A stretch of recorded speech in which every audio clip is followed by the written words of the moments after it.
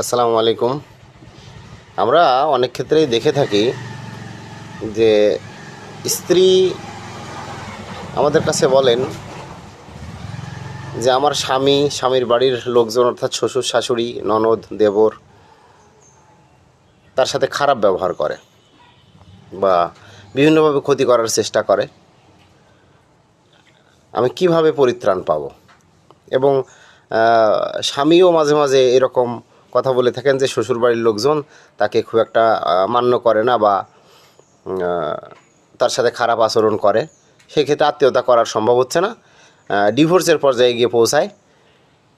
স্ত্রীর ক্ষেত্রে দেখা যায় এই ধরনের কার্যক্রম হলে, শ্বশুরবাড়ির লোকজন খারাপ ব্যবহার করলে তখন বিজ্ঞ আদালতে এসে একটা মামলা করার চিন্তাভাবনা করেন। অনেক ক্ষেত্রেই দেখা যায় যৌতুক নিরোধ আইনে মামলা করেন বা নারী নির্যাতনের মামলা করেন।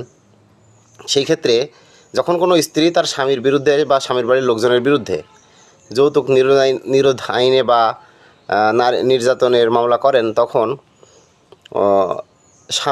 স্বামীর পরিবারের লোকজন সবাই ক্ষিপ্ত হয় যে আমার বিরুদ্ধে মামলা করেছে, যা হয় হোক, হাজত খাটবো, বের হবো, কিন্তু স্ত্রীকে আর নেব না। এ ধরনের জিদ চেপে বসে। স্ত্রীর ক্ষেত্রেও সেটা ঘটে থাকে।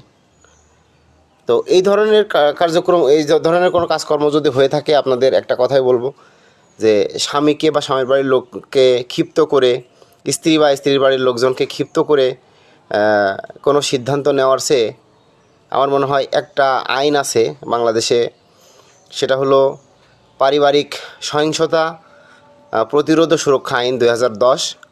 এই আইনে যদি মামলা করেন তাহলে কোনো পক্ষই ক্ষিপ্ত হবে না। এই আইনটা হচ্ছে একটা সুরক্ষা আদেশ। যদি এই আইনে মামলা করা যায় তাহলে বিজ্ঞ ম্যাজিস্ট্রেট আদালতে মামলা করতে হয়।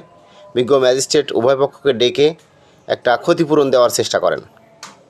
সেটা বাসস্থানের একটা অধিকার দিয়ে থাকেন বা স্বাধীনভাবে বসবাস করার একটা অধিকার দিয়ে থাকেন বা ক্ষতিপূরণ দিয়ে থাকেন, এভাবে সমাধান করে থাকেন। আমি বলবো যৌতুক নিরোধ আইনে বা নারী নির্যাতনের মিথ্যা মামলা না করে, যদি সংসার করার ইচ্ছা থাকে উভয় পক্ষেরই, তাহলে পারিবারিক সহিংসতা প্রতিরোধ ও সুরক্ষা আইনে একটা মামলা করতে পারেন। তাহলে সংসারটা টিকবে, সংসার ভাঙবে না। সবাই ভালো থাকবেন। আল্লাহ হাফেজ।